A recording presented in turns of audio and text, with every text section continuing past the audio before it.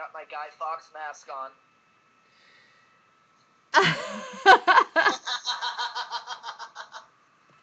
You're starting to look like him, man. Totally. All you need is a wig. Wig? Yeah. No. Oh, he's calling. Hold on. Let me add him. Uh-oh. Hello? Yeah, hello. Oh, shoot. I'm going to have you call me back again. I'm sorry. I made a mistake. Same number? Yeah. Okay. Give me a few seconds. I'm like Okay. messing this up. I didn't add you correctly. Sorry. Damn it. Now I gotta call. Oh, they're on hold. Oh, they're not gone. Okay. Resume call. Hey, you guys. Hello. I'm sorry. You know what? I didn't add him properly, and so then when I did it, put you guys on hold. Right. And then I didn't add him to the group. Okay, so add to group call. I gotta go like that. Okay, yes. Here we go. All right. Okay, that's better? Yeah. Yep, we're all here. Okay. Okay. Hello. Oh, so good show tonight. Yeah. Did you feel it? Ah. Yeah. Yeah, fun show. Good show. So it was good that I was actually awake for it this time. Okay, good. Yes. Yeah. It seemed to flow. I like the way it flowed. It flowed real smooth, real nice. I felt relaxed for some reason, you know. Yeah. I mean, after a while you start to get into you start to get into a groove, you know. It's like you know, like remember the first night was just like we couldn't do the second hour because there was so many technical issues going on with it. And then, you know, so from that night to now, you know, you start to get it down, right?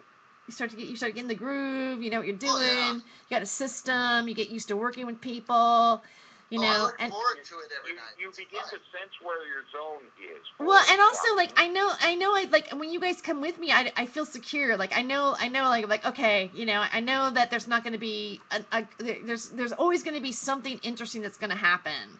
It's going to be good conversation. There's not going to be a lull. You know, it's going to be. Yeah, there's never dead air on the radio show. Sometimes on this show, you know, we'll sit there and all just be stoned.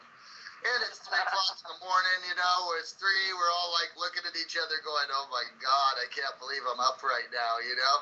But on the radio show, there's never a lull. There's never dead air. Well, I think we should keep going with some of the topics that we're on for tonight because I had some other points and stuff that I didn't even go into. But one of the ones I thought would be really good, you had made a good point, Northblatt, about the reason that they want to give weed now and tax weed now is because they have to because they've dipped into their kiddie fund and they've spent all the money, right? But my question to you is, what have they spent the money on? And if we give them this money, what are they going to keep spending it on? Well, and I've been against the legalization of marijuana for fucking years, man. But they're going to legalize marijuana so they can buy more guns and ammo. Yeah. This is to hold it. Yeah, no, it's a rope-a-dope tactic, dude. I mean, it is. And unfortunately, it's a rope-a-dope tactic using and exploiting something that people feel so strongly about that they're willing to give up some of their freedoms in order to just fucking be able to smoke pot, you know? And that's a shame. That's a fucking shame. You should be ashamed of yourselves. That's, you know, I don't want to say it like that. I do. You should be ashamed of yourselves. There's a lot of people out there that don't understand, that don't dig as deep into the issues that we've spent years fucking digging into, you know? I mean, really, how much of your fucking life have you spent trying to fucking figure out this goddamn government? Yeah, right? You know, I've spent fucking years. And it's just driving me crazy. Yeah, well, because you've come to the conclusion that there is no one team versus the other team. They both play for the same team, and they just put on a damn good show to keep all of us confused. Yeah, but you know what? When I pointed that out, I mean, I'm so glad you say that because it Like is. professional I sports. totally believe that is the truth. I believe that. I see it. And you know, I go to my other friends that still believe that there's a blue and a red state, and that the Republicans are this and the Democrats are that, and this is the way it is, and they're still holding on to this Obama freaking ideal. Like, oh well, he may be like it may smell like shit, but I'm gonna say that he got his health care and still play this game, and then I say, well, it's the wizard behind the curtain, and I get told that I'm talking like a Fox Network person, a Fox Network pundit, by saying that it's all like the emperor isn't wearing any clothes. Oh, you're a Fox Network pundit. No, I thought I was just like realizing what Jack Hare wrote about. No, Okay. and then you turn around and you say the same thing to a Republican, and they call you a fucking liberal pinko commie scum, So, because neither one can understand or even let go of the. Let's put it this way: they've spent just as much fucking time as we have researching the government. They've put loving an ideal aside, and to let that go, to basically to come out and say I've been duped. I mean, studies show that people would rather lie than admit defeat.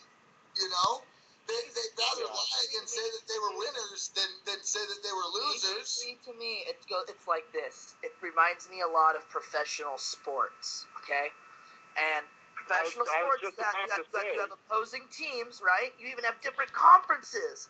The way to divide everybody up, right? But they all play for the same fucking cause, for the same one person.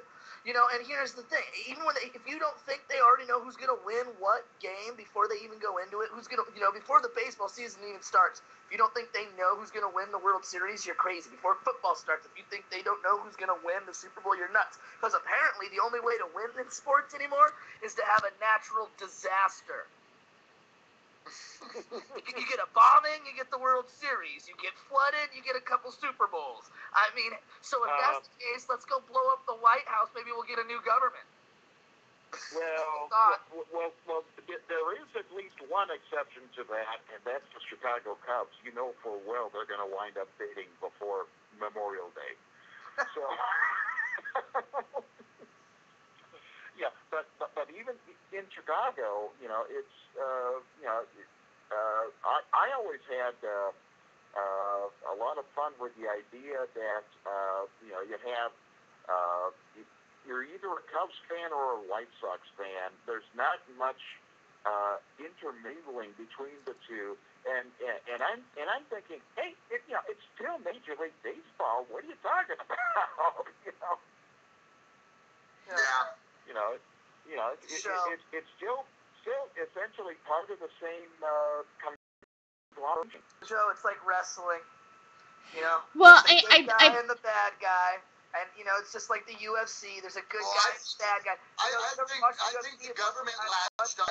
I can't even watch it anymore. I'm totally bored. I get it, and I go, no. You know what I mean? I'm like, I can't focus hardly. I'm like, oh, such bullshit. I know. The only reason why I watch it now because I'm just wanting to look and see what they're up to. I mean, you get like, what kind of game am I having to confront? I mean, like, what the fuck am I? It's almost like a defense. You're like, no, strategy. No. What are they saying? What's the truth? What the fuck's going on? What's their motive? It's like, it's not. I mean, we have a president that basically like reads the teleprompter like as if it's like nothing. Like, and then we have this going on, and he turns his head over here, and he poses his hand like this, and has this real calm, like sort of way of speaking. Well, I think we should cut back on gun control. It's like I'm your everyman telling you, and it's just like I'm like. Wow, it's just weird. I mean, I'm like, look, you're just up there lazy about it. You don't have any fucking passion anymore. You're just like up there, like, well, maybe, I'm like, come on, give me a little bit more than that. You can't even be a halfway decent actor actor right now, you know? Well, I mean, first year he you're was not in even, office. I'm not even a convincing bullshitter to me anymore. You're simply talking in a pattern. But as everybody's so hypnotized that they just hear that pattern, you just go over here, shake your head, I'm the fucking Pope. Lennox did at Juilliard. Him and Harry Lennox had the same teacher at Juilliard because they sound retarded alike. And if you don't know who Harry Lennox is, you should look him up or just watch NBC's The Blacklist because he's like the CIA director or something on that show. Okay. Yeah. Oh my God! 1930s Germany. You know, 1930s Germany. It's the same fucking thing. History repeats itself. People are fucking stupid, and they will follow blindly any leader who says that they will lead them into fucking riches. Well, you know, I mean, fuck. I don't have to work. They still get money. That sounds like a great deal. What you gonna say, David? And a leader who can talk fast. Yeah, that was. Like, of course, that was the whole thing about Hitler. Hitler really didn't begin to become popular until sound film came in, because if you just had silent films of any of his speeches, people began to laugh at them because he began to look at like a slapstick comedian. Well, like what? I mean, like who did him was Charlie Chaplin. I mean, basically, he took him and made him comical, you know, by doing that. Interesting that you say that because I love that speech that Charlie Chaplin makes. The first time he talks. Oh my God! One of the greatest speeches ever given. Yeah, I mean. At the end of The Great Dictator, yeah. Mm-hmm. Yeah. It is. It's just like I've been watching a lot of people seem to be doing videos on it. Are you looking at yourself in the camera, Kevin? Yeah, why not? Having fun with it. You're like one of those things from Despicable Me, those little minions. But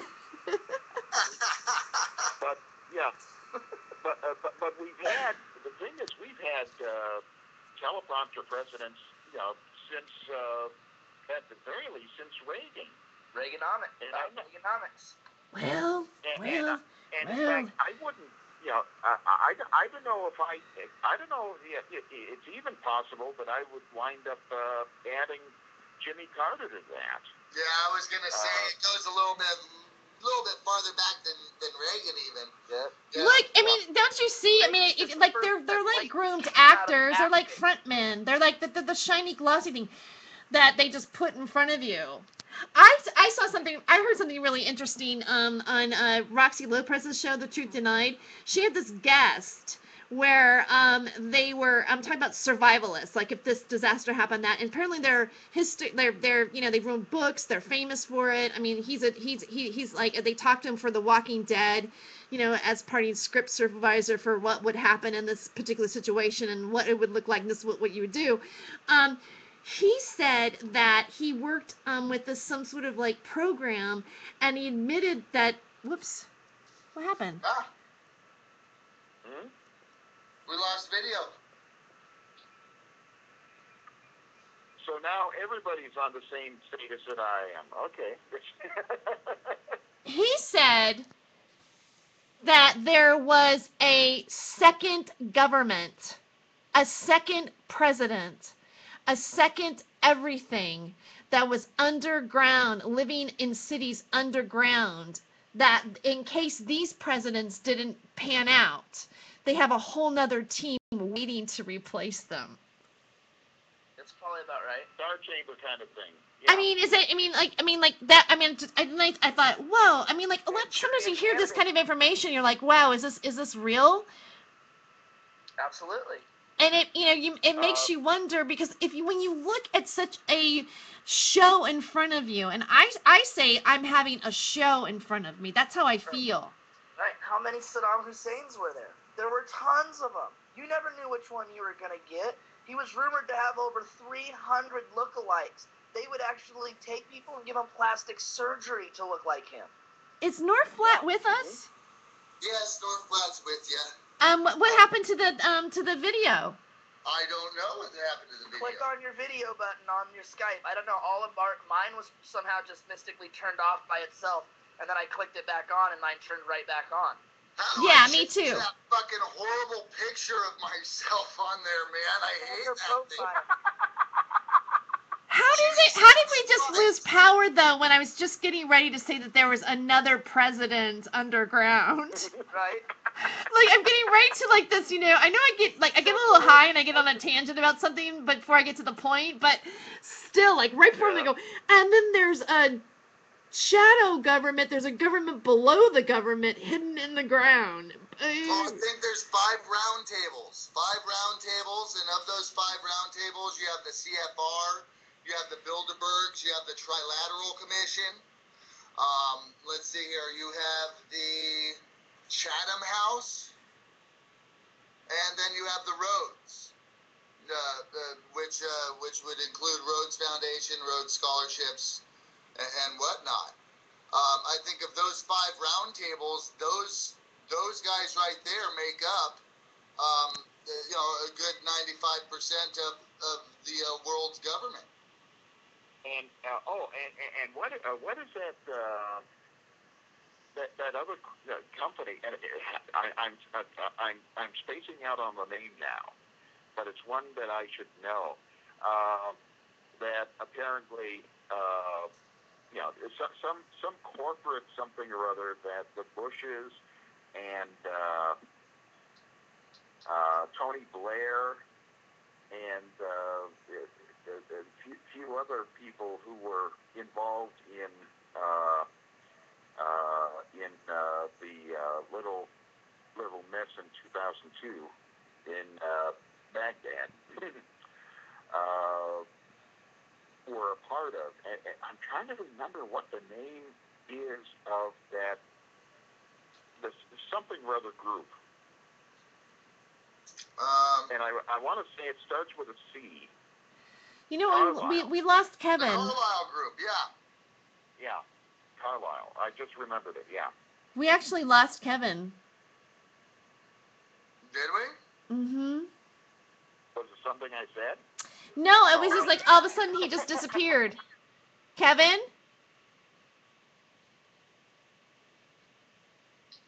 Hello, Kevin. I wonder if it was something I said. Nah. Yes. It winds up being that way half of the time anyway. Should I just stop this call and then call you guys all back? You can. Hold on. Let me see what's going on with Kevin's thing here. Okay. Well, let's see. I just hung up on him. Now I'm going to call him again. See what happens. Call failed. Okay. All right.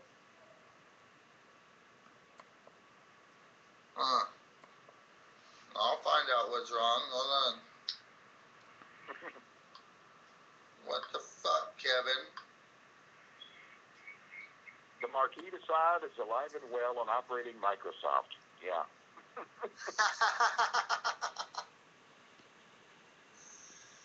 Speaking of the Marquis de Sade, Guy, have you ever seen that movie Quills? I have not seen Quills, but I have a video of Barat Sade. If you ever get a chance, watch that movie Quills. Very, very, very good. Excellent movie about the Marquis de Sade. I thought it was great.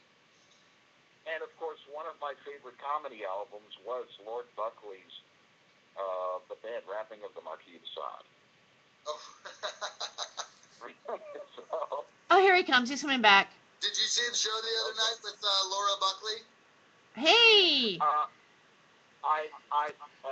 In fact, I texted a question to Terry. I don't know if she got around. Terry, I don't know if she got around to asking this of Lori. I didn't. I honestly, I didn't. I just, the conversation just flowed in such a way that that I didn't ask. But okay, maybe next time, I apologize for that. The story is supposed to be, and I forget who it is. Apparently, one of Richard Buckley's friends was watching Lori, and I believe that she had one or two brothers, or had. You mean Lori Buckley? Lori, yeah. Yeah, I can't remember how many brothers or sisters she had. Honestly, I'd probably have to listen to the tape again. But, I know that she has a son. I've met her son before. Her son actually, is like a roadie. I think he works for Nine Inch Nails. I'm pretty sure he's associated with Nine Inch Nails yeah.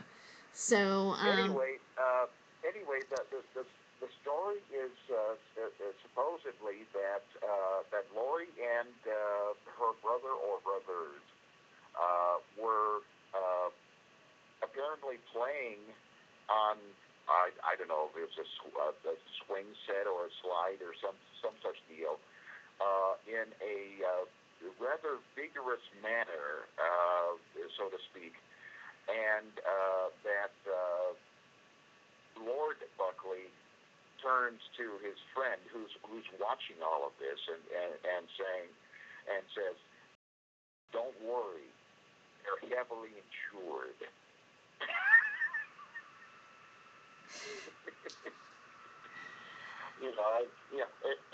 As if if something happens to them, hey, I'll take the money. You know what I thought was interesting about them? Was it's single-handedly taking turns kicking people off right now. Why is it doing that, I wonder? Because we said all sorts of key words like president, underground, Tony Blair. Boom, I'm probably next to go. Our loud group. Yeah. He started naming off the 5 families. It's his turn. Maybe they got to delay, like, because it takes them so long. It takes them about like 30 seconds after we say something to like get us. I mean, do you think that like that's what's going on? Is that people have like started to tap into what we're talking about? Anybody, I think it's done by a computer system. Oh. Here's what I can't believe people actually think. People are like, there's no way they're listening on everybody's phone calls. They don't got enough people to do that. You're right, because they don't need people to do it. It's all done through a computer. Yeah. Like, you say a keyword digitally, the computer maps it, tracks it, starts recording. Then it'll red flag its other keywords. Then it'll go through a series of these until it's important enough that it lands on that it flashes a red light on someone's desk and they press a button. Then they listen to it. Yeah. And I've been doing that all day, 24/7. If you can track down a copy of this, it shouldn't be too hard to find, actually. But there is a your image for me has just frozen, Kevin. I'm gonna film it right now. This is like there's this expression that you have. It's like, hey, it's like it's really funny, but that's it now. I can't see you doing anything else. But this pose of your face. North Platte's gone. And anyway, if you can track down... Your image froze on me. Your image froze on mine too, Terry, which is weird. Oh, I mean, well, what's my face look like? Oh, you just came back to life. Yep. Okay, well, North Platte is back, but you're still frozen for me. I'm still frozen. Yeah, you're still frozen for me too. Let's do this. Anyway, if you can track down a book that has in it a short story called "I Have No Mouth and I Must Scream" by Harlan Ellison. It's basically about a computer that goes mad. Huh. And winds up torturing the last 3 or 4 people, the last 3 or 4 remnants of humanity. Kevin's still trying to come back right now. What? Kevin is like not like totally like with us totally yet. It's like one of those oh, okay. God.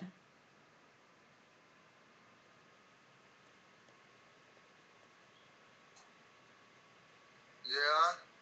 But, honestly, we are not talking about anything that's anything different on any of the shows that I've been, listening to that are going on, Revolution Radio. Do you know that Revolution Radio just also got picked up by iHeartRadio? It's because of the way we're talking. It's because of the way we're speaking. We're delivering it the way people want to hear it. We're delivering it in a way that people can understand it. We're not giving them no cryptic BS with our own agendas and everything. We're just giving it to them with the way we feel about it and our own actual opinions. Right. I mean, they're just opinions. I mean, we could be wrong. Yeah, we could. People go, oh, an underground government, Terry, that's ridiculous. A second president, that's fucking funny. That's hilarious. Yeah. But what if it is real? Wouldn't that be trippy to think that everything is so, there's so many layers of something going on that, if we could sit and say, okay, well, the president's reading off a teleprompter and people are being hypnotized in these belief systems. I had this guy that was pissed off at me simply because I said that I did not vote for Obama for the second term. I didn't like what he did as a president. And he basically thrashed me on Facebook and called me a fucking racist. Simply because I didn't like... Let's take skin color out of everything. I don't like what... I was like pro-Obama. I wanted him in office so bad it wasn't even funny. I drink that Kool-Aid. It didn't kill me, though. As did I. Some people get really pissed off if you do anything that's anti-Obama. I don't know. Have you guys, felt that backlash at all? Well, it's like I was saying. Absolutely. People have trouble admitting when they got duped. You know what I mean? Nobody wants to admit they got fucking duped. No, they're ignorant. We all got duped. Ignorant on Facebook and Twitter. America. On Facebook and Twitter, I have a habit of occasionally referring to Obama as very White House. That's my nickname for him. Partly because, if you remember the great rhythm and blues writer and performer Barry White, he had such a wonderful rap at the beginning of all of his records, and then it seemed to lose a little something as he went into the melodies that he would sing, and it was and it seems to me that Obama is the same way. He, that first campaign, he talked a hell of a game, but when it came down to the brass tacks of actually, trying to, do something in the White House, he was so ineffectual and weak in relation to, even the first couple of years with Congress. But did anybody do any homework on this motherfucker? No. I mean, people just blindly accepted this guy as savior, Oh my God, he never voted. He was in Congress. He voted present. His entire fucking stint in Congress, he never had a vote other than present. There are people. I went to the Agape Spiritual Center. I should bring it. I should wear it on the show. I'm gonna wear it on the show. I have a red rhinestoned Obama hat with the words Obama across the bill of it that you can wear backwards. Okay, I freaking bought that and wore it before the election and afterwards, and I nearly ran somebody over in a crosswalk. And when normally people would be pissed, and he looked at me and he goes, "Yay! It's okay that you almost killed me because you're wearing a rhinestone Obama hat. You think if I wore that hat now?" What did you do? But when you bought, what inspired you other than it was a black man that you knew was running for president? Have you ever heard of Barack Obama? No, but here's the thing. There's two levels to this. There's two levels to this for me. Okay. One was that we believed that he was pro marijuana. We thought, like, in terms of the people that were wanting to, like, have marijuana legalized, and we were just getting out of the Bush administration. It was so horrible. He went up and said, let's like end the Iraq war. He said, let's, like, I think that, it should, decriminalize, blah, blah, blah, blah, blah. I mean, we were definitely marketed and campaigned to, like, vote Obama and think something. And yeah, there was that thing where, I think a lot of people felt, well, now white people and black people are going to become unified, and it's the vision that Martin Luther King Jr. said, one day we will all be in church, like, side by side, brother by sister. So there was that element, like, there was something like, you go, like, look, America is about to, like, vote in a black man for president. We thought it was something that we were, like, we were evolving as a society, and he was saying the things that we wanted to hear. We say, hope you can believe in, change you can believe in. Yeah, I mean, I bought all that shit because at that time I couldn't see the way I see now. Tell me something. Did you vote for Jesse Jackson all those years that he ran? No. Well, fuck no, you didn't, because he wouldn't have been a good fucking president. But look at it. We were hypnotized by him. He was marketed to us. He was marketed that way. He's an attractive man. His family, I mean, the whole nine yards. It's all political propaganda, and I bit into that piece of cake and took a big bite out of it. And he was shown as a black Kennedy, is what he was. I mean, by the time we were running around, like, it's in 2011. By the time 2011 swung around, I went, oh, something stinks, and I don't like it, and I'm disappointed. And that was when, and then from that point on, it's been progressively worked. The NDAA bill, blah, blah, blah, blah, blah. Monsanto Protection Act. I freaking got so depressed after the Monsanto Protection Act, I cried over it. I didn't even want to get out of fucking bed. I go, this is a fucking death sentence, that motherfucker.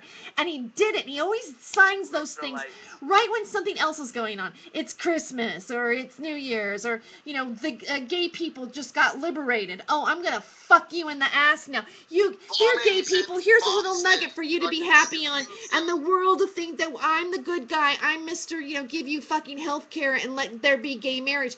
Meanwhile, I am taking your fucking rights to the, he is like, he's giving them their home run right now. And people are just sitting back going, well, it's the right to left, it's the Republicans. No, you're being fucked in the ass right now. Fucking wake up, you're being fucked in the ass. Yeah, people are so set in their ideals that they're willing to trade their fucking liberty. They're willing to trade their freedom for the ability to get married, or for the ability to smoke pot, and I say fuck that. We have that fucking right. It is inalienable. It is our right from birth, and it is our right to choose who's in that fucking seat. Supposedly, I think that what we should be concentrating on is getting the right fucking person in that fucking seat, as opposed to getting our fucking ideals fucking corrected right away. I mean, that's my main fucking problem, is we're in a fucking pile of shit. And it's warm. And not just in the White House, but also on Capitol Hill. Exactly. Yeah. We have some good old boys that have been in there since the days of the KKK. And fucking dinosaurs. Yeah, they're dinosaurs. Yeah. Mm-hmm. They are. Well, here's what scares me about their tactic. Are good. People vilify the fucking Tea Party, and libertarians and fucking all these new little independent fucking parties that are popping up. But I think that right there is good for America. I think that we need to get these fucking Democrats and get these Republicans who idealize with the old school way of thinking out of there, and get some more of these fucking, the progressives, the Tea Partiers, the fucking libertarians, the fucking, we need to get all of these different interests in there in order for it to truly be bipartisan. Because right now it's red or blue, and everybody in there is fucking purple. and I'm for many years, I have been a supporter of the Green Party, but the problem is, well, actually, I think Nader was one of the worst things to happen to the Green Party. But I love Ralph Nader. I think Ralph Nader would have made the greatest president. I wish that guy would have gotten president. Look, I think Ross Perot. We should have gotten Ross Perot in there. Yeah, I voted for Ross. I would have. I did. That was the first year I voted. I don't know so much about Ross Perot. He kind of smelled kind of odd during that campaign too. But that was to me anyway. But the thing is, the problem with the Green Party that I have seen from personal involvement in Wisconsin and in Arizona is that there are so many of the individual members in the local parties that just divide themselves into factions that don't want to work with other factions in the local parties, and that's part of why the Greens have not been able to do anything in the United States anywhere near to the level that they have in Germany or in the UK.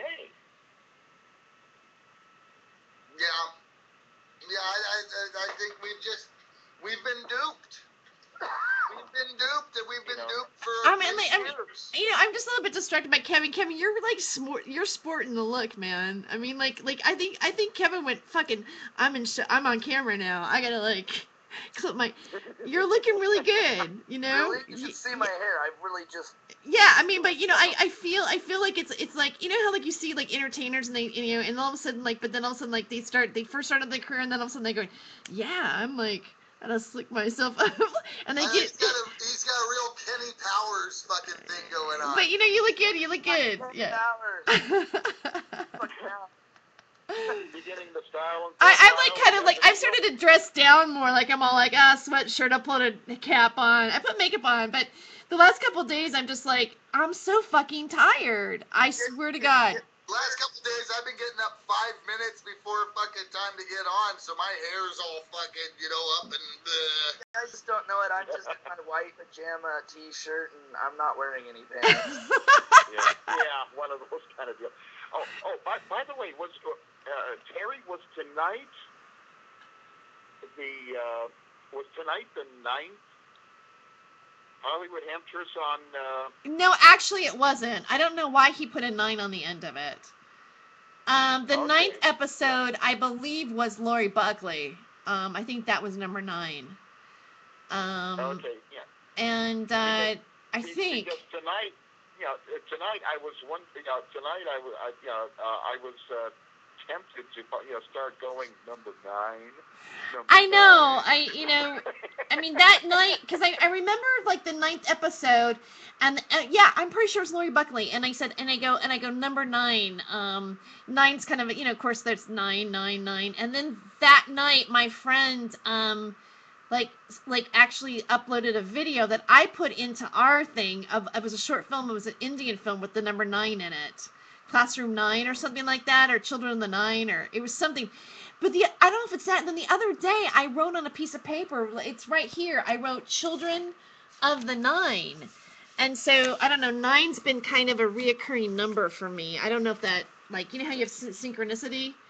9. I was joking around, on Last Comic Standing, I was out at number 9. You know what I mean? There's I don't know. I mean, does it mean anything? 9. What's the 9. I do think it does mean something.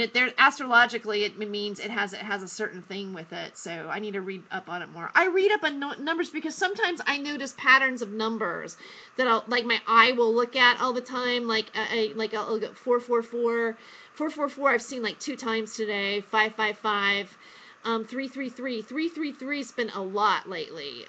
Like there was a day a while ago that all I could see was 333 everywhere on my computer screen that I was working on, and then I looked at that, 1111. I mean, I'm not the only person. 1212. I mean, don't you guys see it? Do you see like little numbers like that sometimes patterns that reappear? I seem to look at the clock at 2:17. When I was on my mag crew, I used to have these two kids that worked for me that literally would only knock doors based on the addresses because they had this numerical pattern that it had to contain like a certain set or like weird block of numbers in the numerical address for them to even knock on the door, let alone make a sale. So they just quit knocking all the doors and only knocked on those doors because they literally went and knocked doors and counted and looked at addresses, wrote everybody's address down, then went through, saw where they made their sales and saw what the corresponding was, and then they only knocked those doors. And those kids would only knock like 3 doors an hour, but they'd come back with 3 sales an hour every single time. Well, belief is a motherfucker, you know? Confidence is a bitch, isn't it? Yeah. Yeah. Base it around whatever you want. You can base it around a lucky rabbit's foot. You can not wash your jock strap. I don't care what it is you do for good luck. But once you believe in it, you start manifesting it. Yep. Yeah, or avoid sixes because of the 666 in the Book of Revelation or something like that. Sure, yeah. Well, I think threes are very powerful anyway. That story correctly, though. The 666, he was actually upside down when he read that. So technically, if he would have been right side up, it would have been 999. Yeah. I didn't write the story. I'm just telling you. Everybody always leaves that detail out. They're always like, it's 666. And I like to remind him, I go, yes, but you remember he was hanging there, upside down, looking at 666. Really? Because when I'm upside down, it shit still looks like fucking... And I turn right side up, it turns into 999. No, that's not how it works. Well, but there was this one video that somebody sent me. It was Pythagoras. Oh God. Anyway, okay, thank you. Well, there was like numbers there was a sequence of numbers. There was a pattern of numbers, and the numbers made a harmony, and it was all. Theorem. Okay, so the numbers do matter. They have a vibration. They do things, and if they're done. Music is numbers. Oh, right. Absolutely. So they were all patterns of numbers. Then the numbers do have something to do with something. Let's get real here. Like, people do let's say the people that are trying to manifest things on a very, very large level are doing certain things on certain days of the year. They know alchemy is part of the manifestation of like what you would call ritual witchcraft, whatever you want to talk about it. Numbers are not just something they create that for manifestation. Well, look at fractals, for instance. And I'm not just saying like for bad purposes, but I feel that they hold energy or something. Everything has energy. It's the power of. I believe it's not only just the manifestation, but it's the power of belief behind it. And I believe if you can get enough people tuned into that same frequency of that same power and that same belief, all following the same drive, you actually make it happen. This is why they have churches.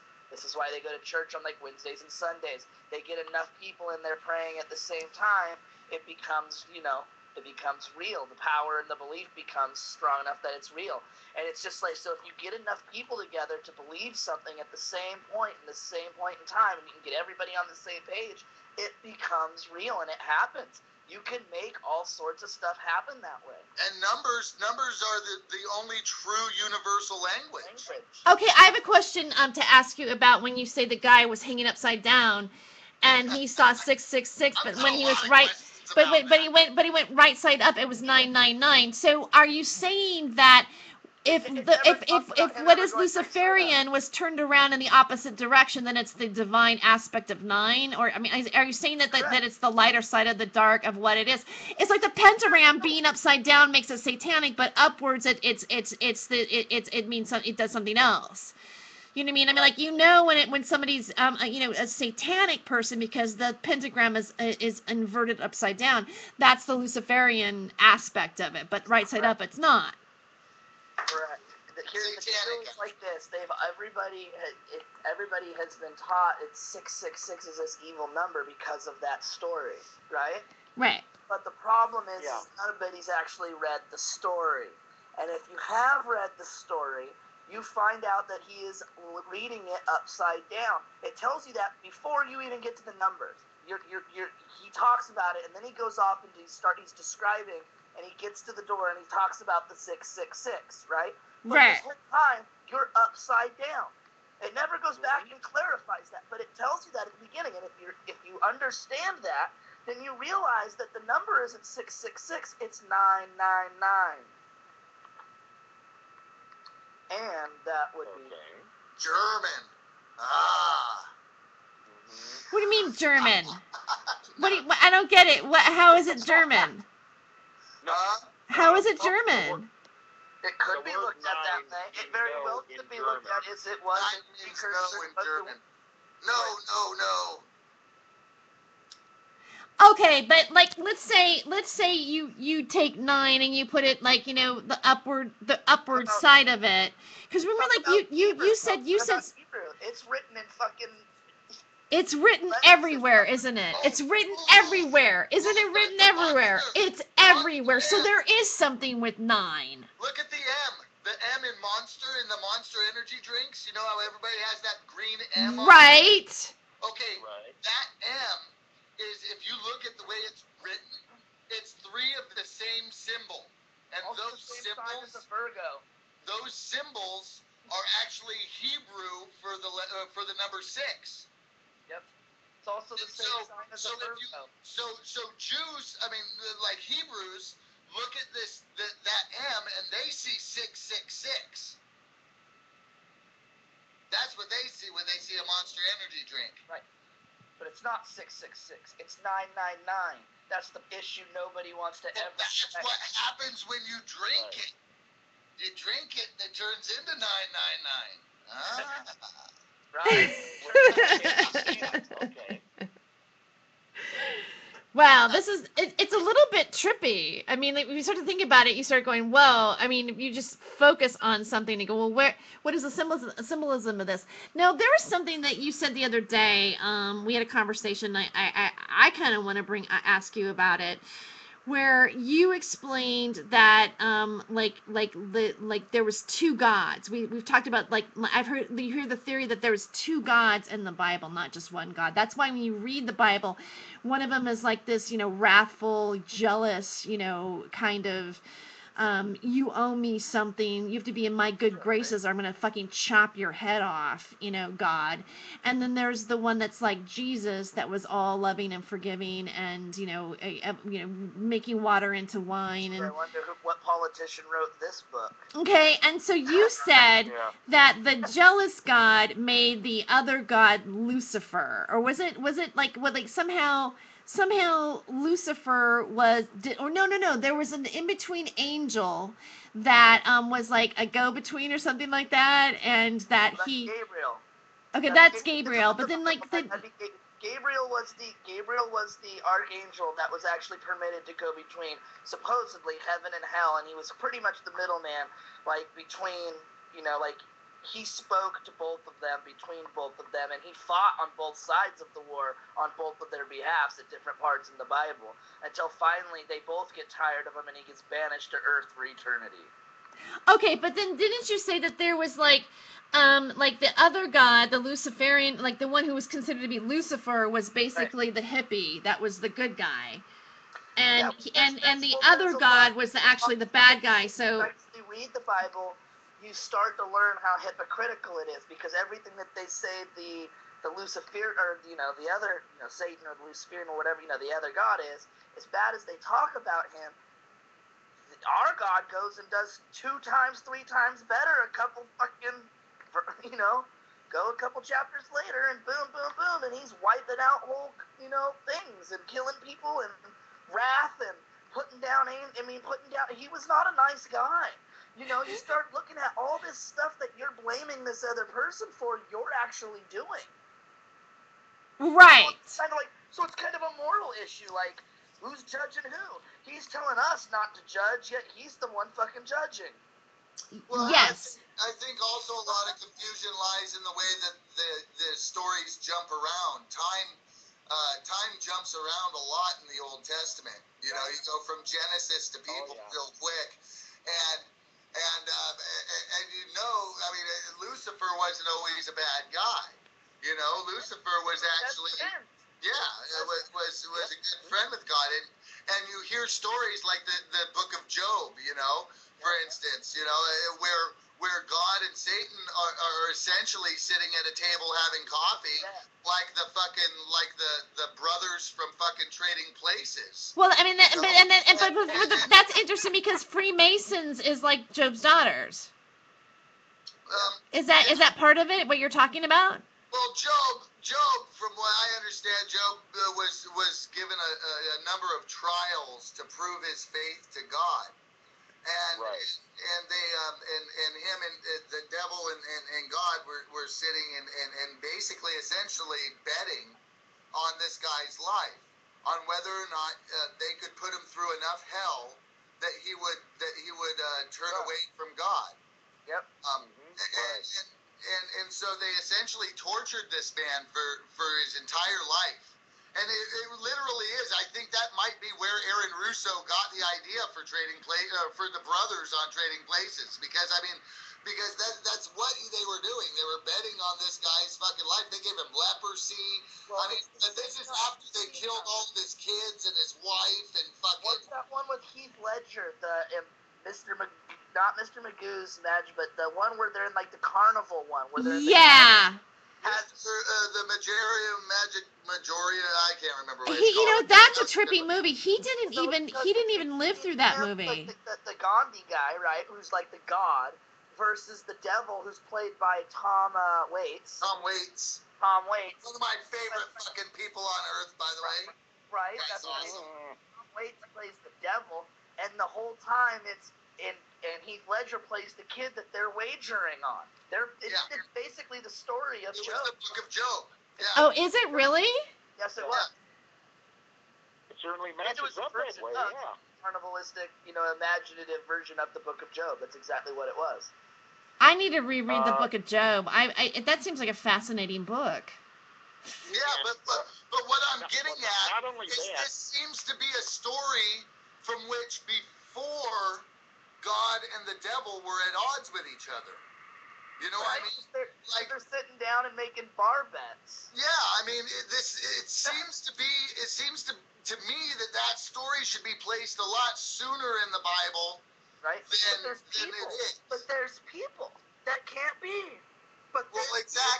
Exactly, and that's where a lot of confusion, for me anyway, with the Bible is where the stories take place. I also think that we pray to gods and we call them gods based on this book, but I think they're wrong, because I believe that we pray to the God of Sun, or the Son of God as it was switched up to, because we pray to the Sun God, and I believe the other God that they're speaking of, this other one, I believe is the moon. I believe that's supposed to be the dark god, as they would say. And I'm not so sure that the dark god is the bad god, because when I look at everything on Earth, the majority of everything is, you need sunlight, but at this point we've recreated light, right?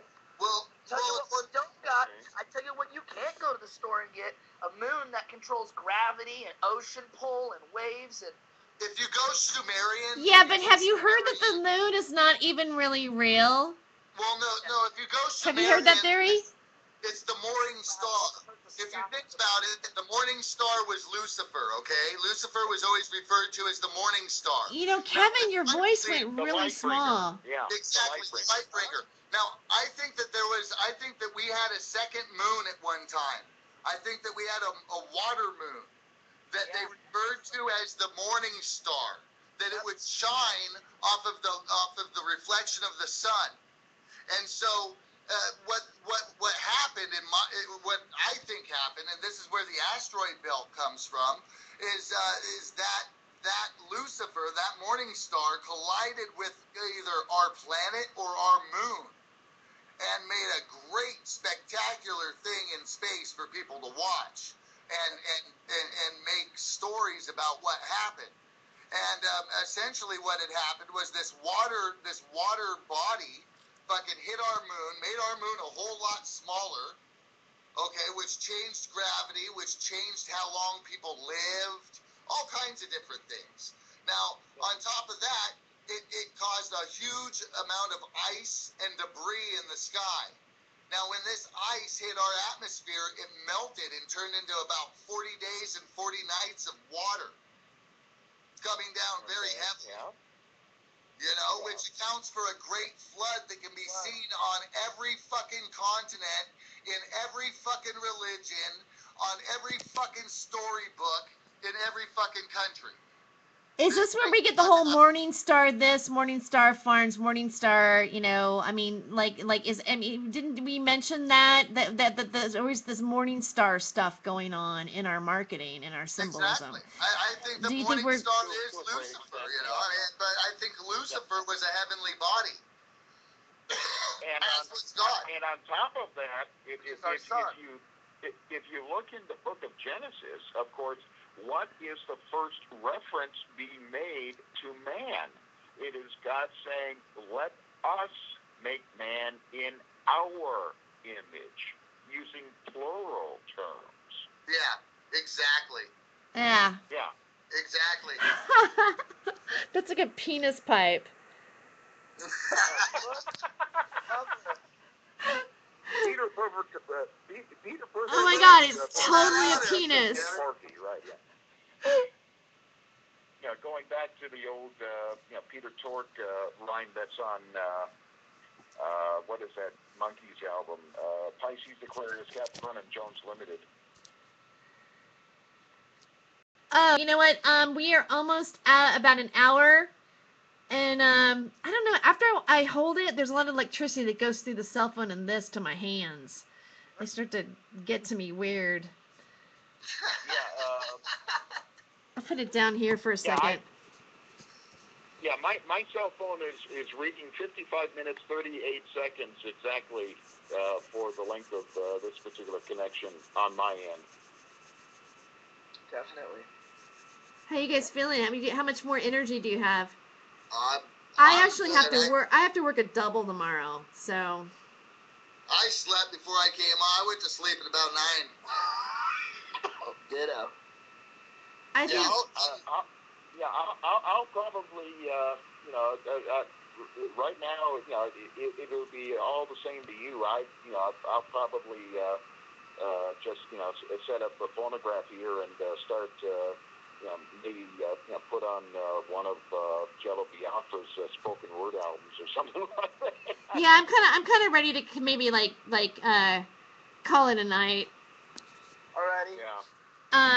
Yeah, I just I got tomorrow, and I still have to do a couple things even to prepare for the show tomorrow before I go to work. Sounds good. This is fun. Yeah. So, this is great. Do we want to title this something? I mean, does anybody have any ideas about just at least for because I can upload it right to Facebook right now, and then then from the Ustream I go to the YouTube. Outside of a small circle of friends, go back to the fellow song that got me in trouble on the radio. What do you want? Alex, come on. What do we talk about for the last hour? What different subjects do we have? Kevin Korn looks like Kenny Powers. Yeah, no.